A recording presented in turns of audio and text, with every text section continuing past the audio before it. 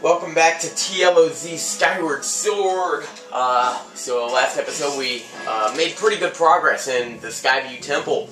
In this episode we're going to open the door and hello, what do we have here? It's the most recognizable room of the dungeon, I guess. Ooh. Yeah, this brings back memories, alright. Not good ones by any means, but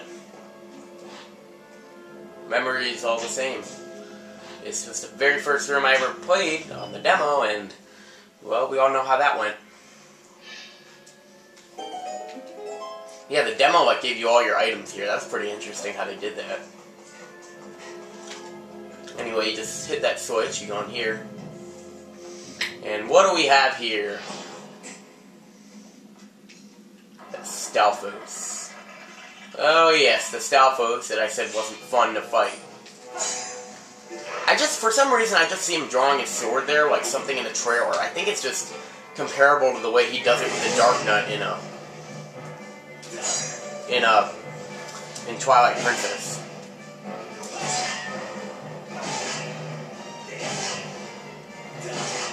Yep. Or maybe the new Zelda trailer, you know, the one for Wii U. You could always use your shield, but yeah, this guy's actually really easy. I had trouble with him the first time, but not anymore.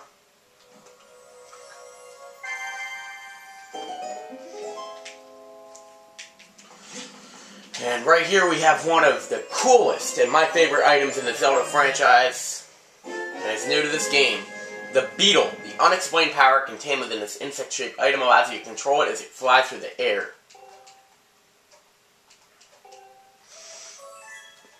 So I think 5's going to tell us about the Beetle. Yes, she is. You've acquired a new item. It can fly. Well, you know what? You can fly. Why can't you just do all this for me? Well, then my sword wouldn't have any spirit. It probably wouldn't be able to do anything. Or at least it wouldn't be able to Skyward Strike. I don't even know. So anyway, I'll center this so that it'll be easy. Well, you control the Beetle with the Wii Remote. And despite what I said in my review, it does not feel shaky, maybe at first, but once you get used to it, then you'll find it's one of the coolest items in the game, in the Zelda franchise. And, you know, as you can see, the items that you get, that's going to be all the items in the game. Unlike Twilight Princess, yeah, you only have 8 items in this game, but it never feels like you don't have a lot. Because, first of all, you have to remember, your bottles are not included in your items. You got to remember that.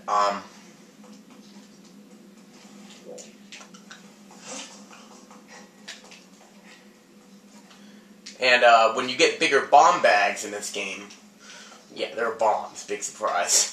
Sorry, I mean, I know that's kind of spoiler, but, like, they're not, like, separate items, so there's 2 instances where it's not. Like, even so, there aren't as much as in many items as in Skyward Sword, but, like, in Twilight Princess, but it's hard to explain. So now we get out here, and what do? Well, you have your new Beetle, so obviously you're going to want to use it as much as possible first. I'm going to use it to knock this guy off, and then I'll show you the fun way to kill him. If I can get his web. One complaint I had is I wish you could hold Z to, you know, just get the camera behind you. And yeah, there's a switch up there. We'll get to that later.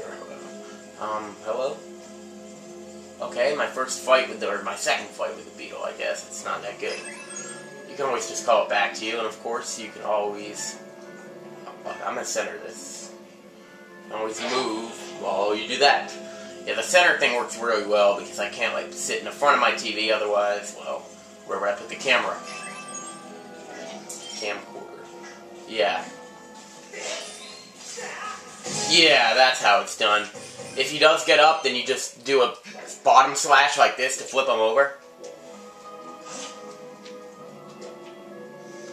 Yep. So now let's use our Beetle for some other stuff. Well, you can do a lot of this stuff here. You can get a lot of rupees by doing this. Here's a 20.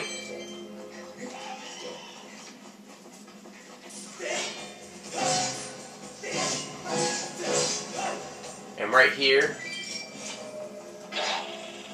yeah, this is the one. I always get confused about where this is, but this is it right here. Where you, it's right in front of the bird statue where you find the switch. Maybe this is what he meant by he couldn't see it, but I doubt it, because like he just got the Beetle. I mean, of course you're gonna look up there. Before we leave, there's one more thing I want to do in here. You go here, and guess what? Wait, did I analyze the keys yet? I gotta do that soon. If I have, then she'll tell me how many I killed. If I haven't, then she'll still tell me how many I killed, but either way, it doesn't really matter. I mean, it's not like it keeps track, so... Oh shit, we gotta hit the switch quick, because yeah, you can only fly with it for so far. It's not a set number. I think it depends on, like, how far away from Link you fly, in combination with how much time. I don't know exactly how it works. But yeah, we got the heart piece.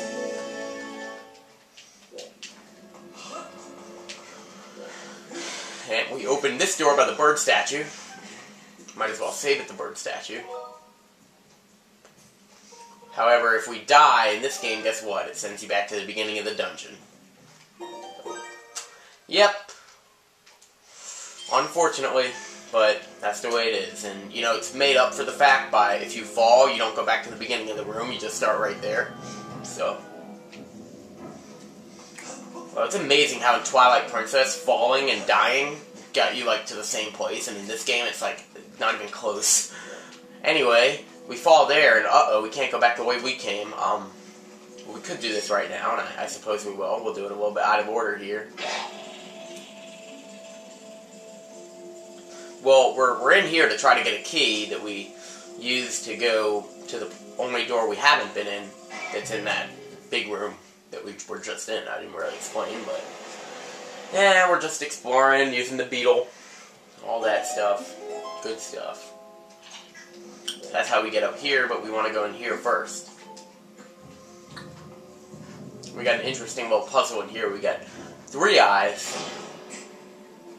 And, well, we have to... Yeah, this is a...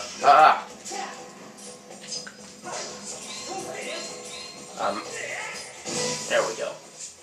And we have to look at them all at the same time, but, well, like it or not, that third one's too high, and back here, you're too high for any of them. So, what do? Well, this is not a wood box, it's a metal box, so it's not going to break. And we got to put this in just the right position so that we can look at all 3 eyes. I'm proud to say I figured this one out on my own. It's not like it's the hardest puzzle in the game. I mean, some of the puzzles in this game are pretty tricky, but, I'd say this game is harder than Twilight Princess and Wind Waker and Ocarina of Time. Well, maybe not Ocarina of Time and Majora's Mask, but it's definitely harder than Twilight Princess and Wind Waker just because of the combat, but as far as the puzzles go, it's about the same.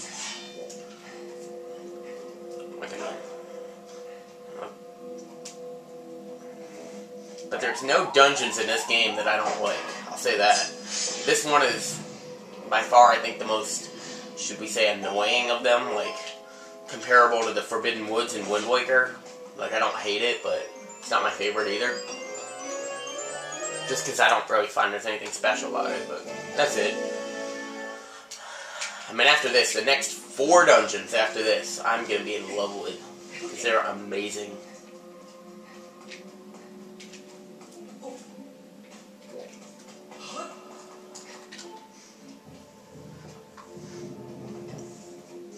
Yeah, I mean, even though there are only 7 dungeons in this game, I'll tell you straight. Yep, there's 7. That's the number.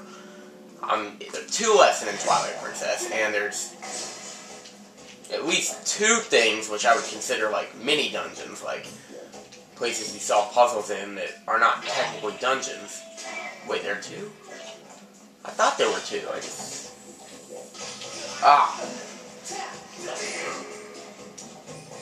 We don't need to kill them. Yeah, I thought there were 2. I gotta think of them. I mean, without spoiling, I just gotta think of them in my head. Oh, yeah. Right? Wait a minute.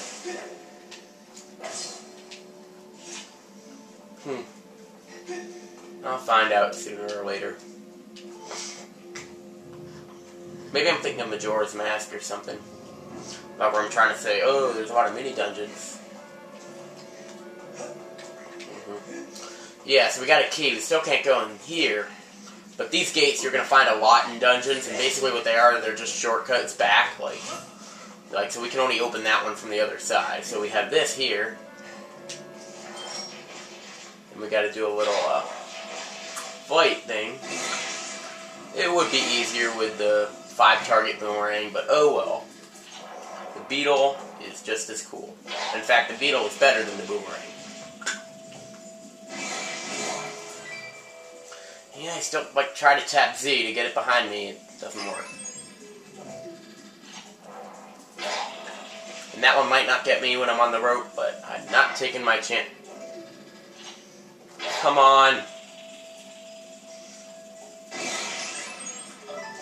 Whoa. Ah, I dropped the treasure. It made the little doop noise. Oh, wait a minute. I can get that, right? Wait. Oh, I shouldn't have done that.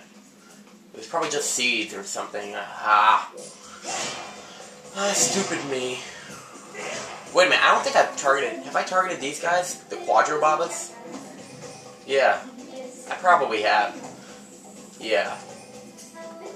You defeated 2 of this enemy. Not enough.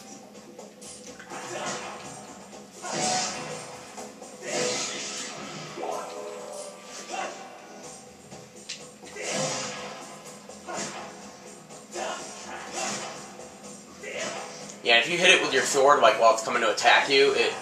Well, I just did it with my shield. Once again, the spin attack, but oh well, it doesn't make any difference.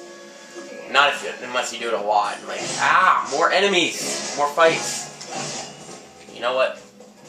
I don't care. I think that the red ones are actually stronger than the green ones, because I've never had to, do a finish attack on the green ones.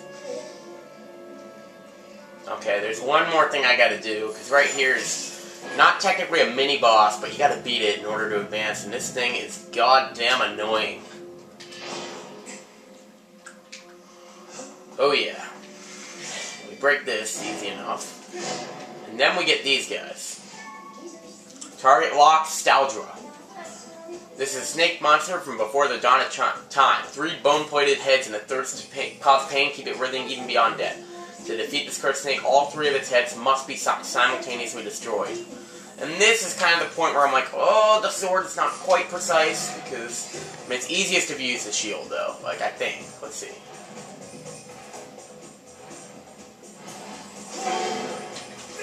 Yep.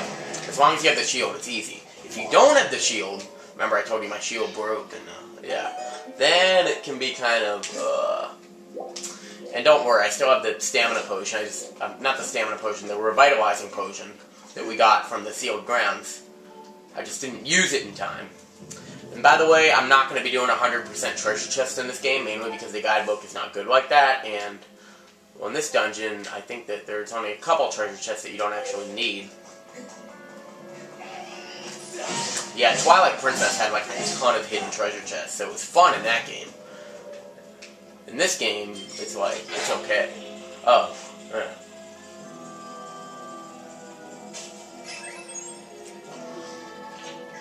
And this always reminded me of, that part in the Stone Tower Temple where Nintendo Capri Sun didn't know he could just jump over there.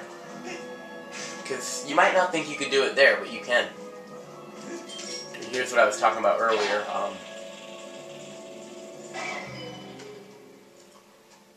With that.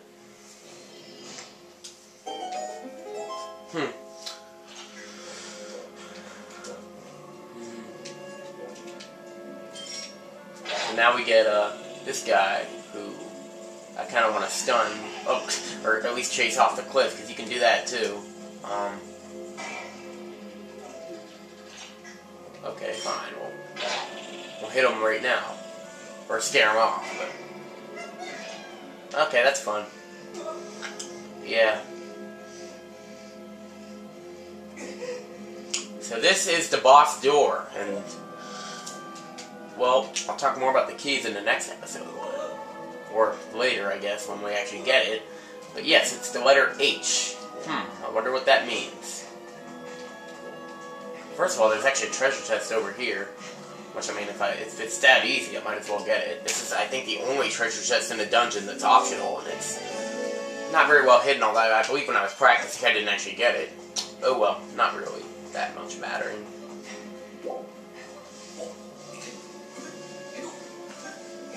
Uh-oh. Okay, Link, walk it off, walk it off, walk it off.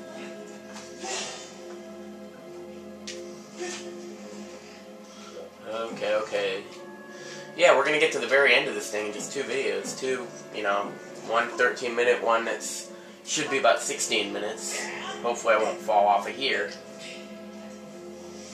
Yeah, I've had my fair share of falling off these roads, but it's not gonna happen this time. Just gonna use my slingshot just to get this done quicker. You might think that with your Beetle, the slingshot's useless, but hey, sometimes you want to be more efficient. Yeah, what you want to do here, this is the longest, rope you're going to have to make. So, you want to slide to the very bottom. You don't need to... Whoa, I didn't ask you to climb back up. Yeah, I don't want to... How about let's get this before 17 minutes.